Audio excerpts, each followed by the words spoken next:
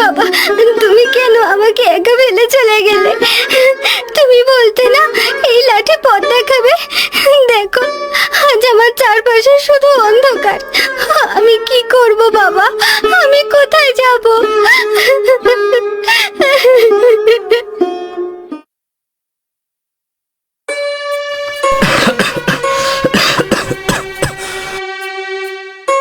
মা সোহা, নে মা, খাবারটা খেয়ে নে মা, খেয়ে নে।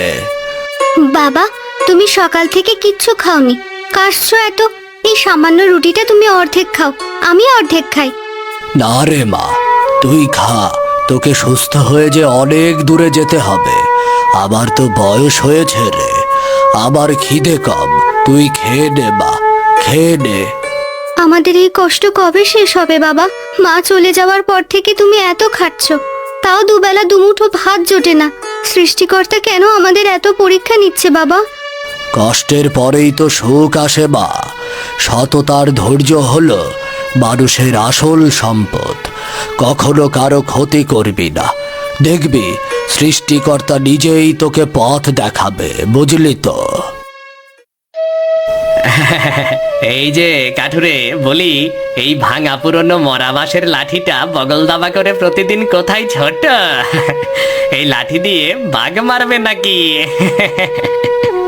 আরে সজলদা, ভাঙা ঘরের তো ভাঙা লাঠি সম্বল হবে।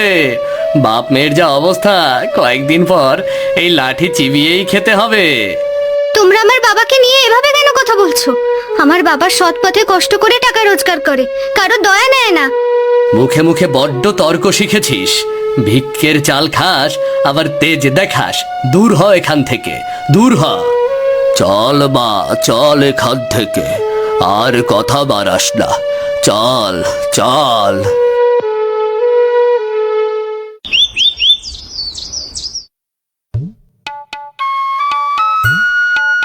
বাবা, একটা কথা জিজ্ঞেস করব? হ্যাঁ মা, কর। কি বলবি? গ্রামের সবাই এই পুরনো লাঠিটা নিয়ে এত হাসাহাসি করে, তাও তুমি এটা কেন ফেলো না? এটা তো কোনো কাজেরই না, ভাঙা একটা লাঠি বাবা।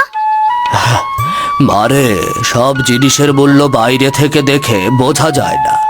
এই লাঠিটা আমার বাবা আমাকে দিয়েছিল। এর মধ্যে অদ্ভুত একটা শান্তি আছে। আমার বাবার হাতের জিনিস তো। শান্তি? একটা কাঠের টুকরো কিসের এত শান্তি বাবা?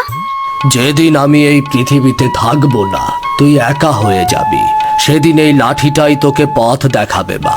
এটা শুধু লাঠি নয়, এটা আমাদের ভালোবাসা। আমি না থাকলেও এর যত্ন করিস মা, কেমন? এর যত্ন করিস।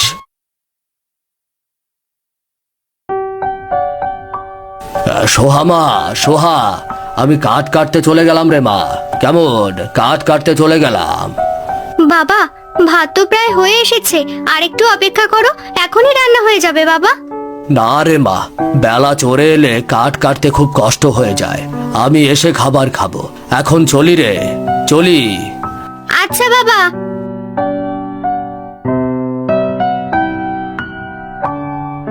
আজ বনের অনেক গভীরে যেতে হবে। ভালো কাঠ না আনলে আজ মহাজন 1 টাকাও দেবে না। সোহা কাল রাতে বলেছিল ঘরের চাল শেষ আজ, ঘরের জন্য চালও কিনতে হবে। বাবা, বাবা আজ না খেয়ে চলে গেল। আর একটু সকাল করে উঠলে বাবা 4টে খেয়ে যেতে পারতো। ও মা, বাবা তো আজ তার সাধের লাঠিটাই ফেলে গেছে। প্রতিদিন তো এটার সাথে নাই, আজ কেন রেখে গেল? বুকটা কেমন যেন কাঁপছে আমার। বাবা আজ লাঠিটা রেখে যাওয়ায় আমার এত অস্থির লাগছে কেন? আজ জঙ্গলটা একদম নিস্তব্ধ। মনে হচ্ছে আজ পাখিদের ডাকও যেন থেমে গেছে। আজ একটু সকাল সকাল বাড়ি ফিরতে হবে। সোহার আজ জন্মদিন, ওর জন্য আজ একটা ভালো জামা কিনে নিয়ে গিয়ে ওকে চমকে দেব। হঠাৎ গাছের পাখিগুলোর কি হলো? এমন ছটফট করছে কেন? ওরে বাপরে, বাঘ বাঘ! আমার লাঠিটা! ও সৃষ্টিকর্তা, আজ আমি লাঠিটা ঘরে ফেলে এসেছি। আজ যে আবার রক্ষা নেই, রক্ষা নেই, আবার রক্ষা নেই।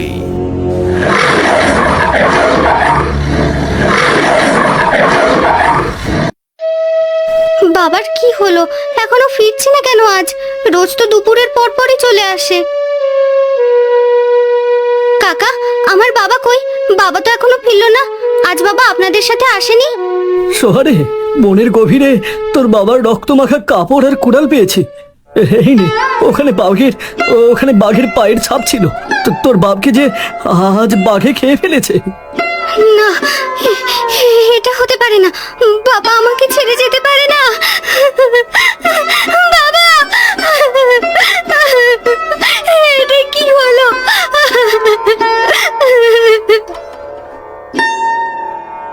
সৃষ্টিকর্তা বাঁচিয়েছে, অলক্ষণেটা মরেছে। এবার এক আপদ বিদায় হলেই গ্রামটা শান্ত হয়। একটা কথা কান শুনে খুলে রাখো, ওই অনাথ মেয়েটাকে এক মুঠো অন্ন দেবে না। বাবা, তুমি কেন আমাকে একা ফেলে চলে গেলে? তুমি বলতে না এই লাঠি পথ দেখাবে? দেখো, আজ আমার চারপাশে শুধু অন্ধকার। আমি কি করব বাবা? আমি কোথায় যাব?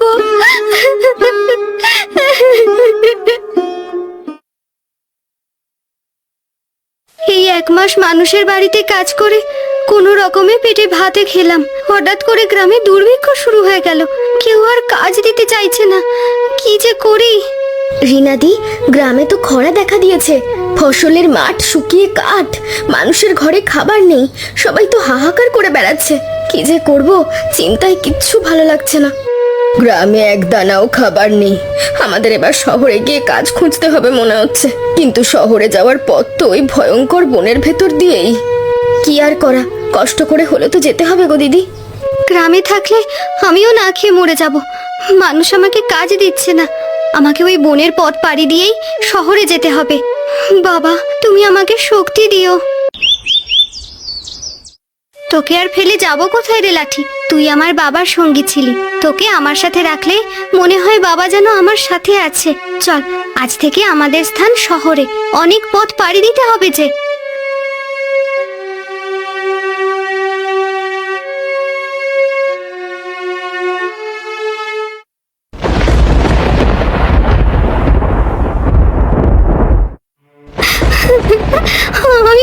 আমি তো পথ হারিয়ে ফেলেছি। চারিদিকে এত অন্ধকার। ওদিক থেকে আবার শেয়ালের ডাক শোনা যাচ্ছে। বাবার মতো বাঘটা যদি আমাকেও খেয়ে ফেলে, এবার আমি কি করব?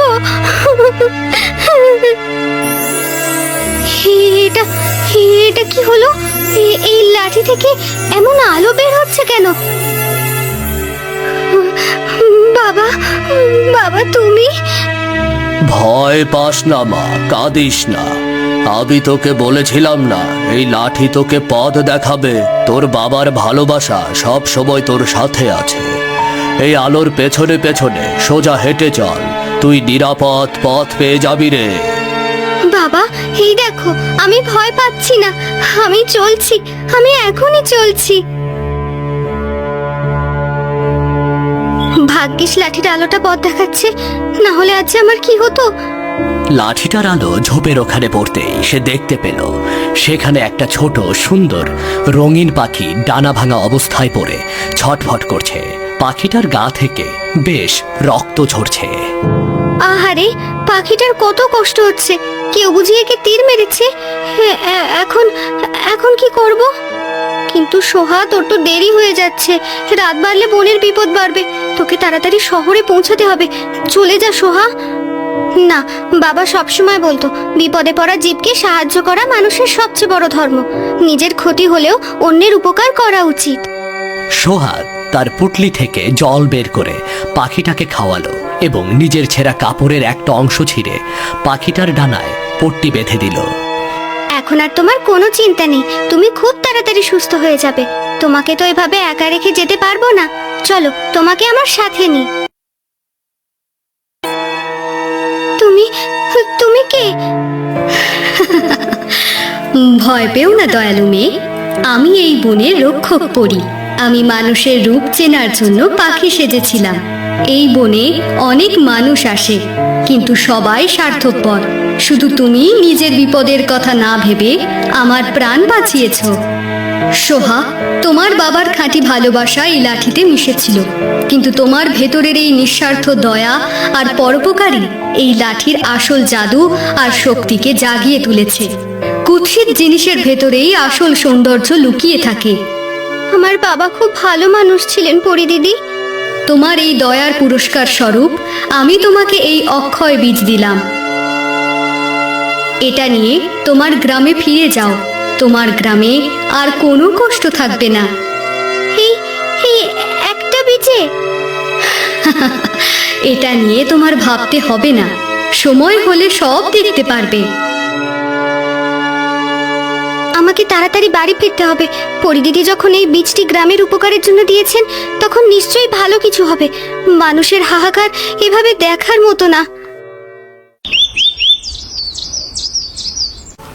এই তো বীজটি এখানে পুঁতি। সোহা মাটির মধ্যে সেই সোনালী বীজটি পুঁতে দিল এবং জাদুর লাঠি দিয়ে মাটিতে স্পর্শ করলো। সাথে সাথে মাটি ফুঁড়ে একটা বিশাল সবুজ গাছ ডালপালা মেলে বড় হয়ে উঠল। মুহূর্তের মধ্যে গাছটি সুস্বাদু বড় বড় ফলে ভরে গেল। ফলের গাছ? এত বড় ফলের গাছ! এত ফল সারা গ্রামের মানুষ খেয়েও শেষ করতে পারবে না। আমাকে এক্ষুনি সবার বাড়িতে এই ফল পৌঁছে দিতে হবে। এই ফল কখনো ফুরাবে না। আমি সবার বাড়িতে ফলগুলো পৌঁছে দিয়ে আসি। সোহা একে একে আশেপাশের সবার বাড়িতে সেই সুস্বাদু ফল পৌঁছে দিতে লাগলো।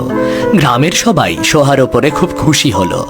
সোহার বাড়িতে গ্রামবাসীর লম্বা লাইন পড়ল। এত বড় গাছ, এত ফল, তোকে সৃষ্টিকর্তা বাঁচিয়ে রাখুক মা। আশীর্বাদ করো বুড়িমা।